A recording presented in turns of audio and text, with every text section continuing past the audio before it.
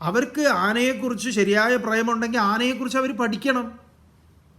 അത് ആനയെക്കുറിച്ച് പഠിക്കേണ്ടത് പാലക്കാട്ടെ ഗോപാലൻ, മറ്റവൻ മറിച്ചവൻ എന്ന് പറഞ്ഞു പേര് ഏതെങ്കിലും ഫോട്ടോ കാണിച്ചിട്ട് ഇവൻ കേശവൻ, ഇവൻ മറ്റേ ഇന്നടുത്ത മറ്റവൻ എന്ന് പറയാനല്ലടോ.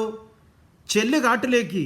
ഏത് കാട്ടിലേക്ക്? ഇവിടെയൊന്നും പോയാൽ പോരാ, ഉൾക്കാട്ടിലേക്ക് പോകണം. ജീവൻ പണയം വെച്ചിട്ട് തന്നെ പോകണം. ഡിസ്കവറി ചാനലൊക്കെ കാണൂ. ആഫ്രിക്കയിൽ ചെല്ലൂ, അവിടുത്തെ ആനകളെ കാണൂ, ഇവിടുത്തെ ആനകളെ കാണൂ. അറ്റ്ലീസ്റ്റ് തേക്കടിയിലെങ്കിലും ചെല്ലൂ, ഉൾക്കാട്ടിൽ പോയിട്ട് അവരെങ്ങനെയാണ് ജീവിക്കുന്നത്. അവരെപ്പോഴും അവരുടെ ഒരു ജീവിതം എന്ന് പറഞ്ഞാൽ തന്നെ അങ്ങനെയുള്ളതാണ്. എന്നിട്ട് ഈ 4 ഗോപാലന്മാരുടെ പേര് പറയുമ്പോഴേക്കും ഇയാൾ എന്തോ വലിയ ആനപ്രേമിയാണെന്ന്. എന്നിട്ട് ഇയാൾ വലിയ ഉരുട്ടിയിട്ട് ആനയ്ക്ക് എന്തോ കൊടുത്തു, അങ്ങനെ ഈ ആനയെ കുളിപ്പിച്ച് ഇങ്ങനെ സുഖമായി നിർത്തുമ്പോൾ നിങ്ങൾ നിങ്ങളുടേതായിട്ടുള്ള രീതിയിൽ ആനയെ കാണുക. ആനയ്ക്ക് എന്ത് കുളി? ആനയ്ക്ക് ആനയുടേതായിട്ടുള്ള രീതിയിൽ കാട്ടിലെ മണ്ണും അതും ഇതൊക്കെ ഇട്ടിട്ട് അത് നടക്കലാണ് അതിൻ്റെ രീതി. അല്ലാതെ നിങ്ങൾ ഈ ഷാമ്പൂ സോപ്പ് ഇട്ട് ചകിരി വെച്ച് കഴുകുന്നതൊന്നും ആനയുടെ രീതിയല്ല ഒന്നും. അതൊക്കെ അതിന് പ്രകൃതി സൃഷ്ടിച്ച, ഭഗവാൻ സൃഷ്ടിച്ച ഒരു ജീവിയാണ്. അതിനറിയാം അതെങ്ങനെ കുളിക്കണം, എല്ലാ കാര്യവും അതിനറിയേ. അതിൽ സഹജമാണ്. ആദ്യം നിങ്ങൾ കുളിക്കുക നേരാവണ്ണം. ആനയെ കുളിപ്പിക്കാൻ നടക്കുന്നു.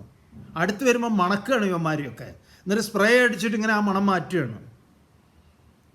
അതുകൊണ്ട് നിങ്ങൾ ഈ ആനയെക്കുറിച്ചുള്ള അധിക വർത്തമാനം കേൾക്കുമ്പോഴേ ഓക്കാനിക്കാൻ വരുന്നതാണ്. അത് ഏത് സെലിബ്രിറ്റി ആണെങ്കിലും ആളുകളുടെ പേരെടുത്ത് പറയുന്നില്ല എന്നേ ഉള്ളൂ. ഇവന്മാരൊക്കെ തന്നെ ജീവിതത്തിൽ സമ്പൂർണ്ണ പരാജയമാണ്. ഒരു തർക്കവും വേണ്ട. അതൊക്കെ ഈ ദ്രോഹം കൊണ്ട് കിട്ടുന്നതാണ്.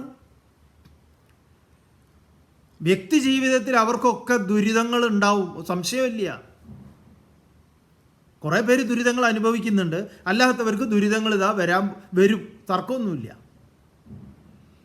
നിങ്ങളിത് കൊല്ലത്തിൽ ഒരിക്കലും ഇത് ഉരുട്ടി അങ്ങോട്ട് വായിൽ വെച്ച് കൊടുത്താൽ ഈ ആന പാപ്പന്മാർക്ക് അറിയോ ഇതിൻ്റെ ജീവിതം ഇവർക്ക് കോന്നി മറ്റേ അവിടുന്ന് ഇവിടുന്നൊക്കെ മെരുക്കി കഴിഞ്ഞ് കിട്ടുന്ന ആനയാണ് ഇവർ കാണുന്നത്. അതിന് മുമ്പുള്ള അതിൻ്റെ അവസ്ഥ എന്താ?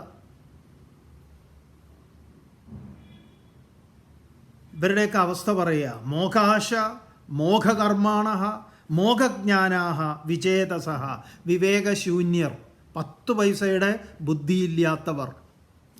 രാക്ഷസിയും ആസുരിയും, ഈ രാക്ഷസന്മാർക്ക് അനുയോജ്യമായ